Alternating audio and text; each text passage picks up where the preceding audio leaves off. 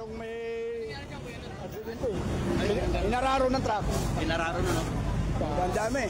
Nadatnang nakahandusay ang 2 babae at 4 na lalaki sa sumulong highway sa barangay Mayamot, Antipolo, Rizal kaninang umaga. Bali ang tuhod ng isa doon, no? 3 ang kritikal sa 6 na sugatan. Yung isa po kasi, yung babae po kasi medyo tumabingi po yung legs niya. Possible fracture po. Tapos yung isa naman po? Medyo sa ulo po yung tama rin. Tsaka yung kasama po niya at sa ulo rin po. Sakay ang mga biktima ng 3 motorsiklo at 1 kolong-kolong na nasalpok ng 1 mini truck. Base sa investigasyon, binabagtas ng mini truck ang highway nang magkaproblema sa preno.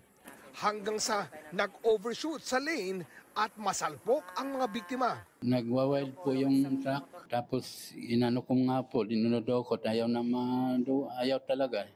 Mas nag-wild siya? Naiwan ko lang po, biglaan nga lang po yun. Meron naman po siyang skid mark doon na nagpreno po talaga siya. At hindi lang po siguro niya na nakayanan na rin po. Dahil gawa na nga po nag-weld yung truck po niya. Halos lahat po na nabangga niya, total wreck na po. Handa ang driver at kumpanya ng mini truck na sagutin ang pagpapagamot sa mga biktima. Nagpunta naman dito yung operator nila, willing naman makipag-coordinate.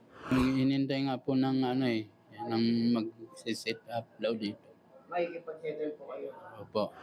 Sinusubukan pang kuna ng pahayag ang pamilya ng mga biktima. Patuloy ang investigasyon.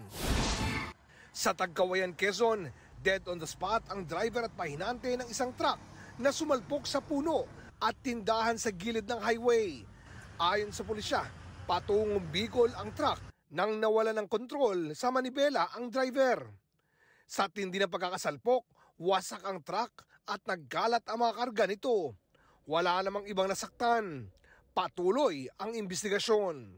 Para sa GMA Integrated News, ako si Oscar Oidang, inyong saksi.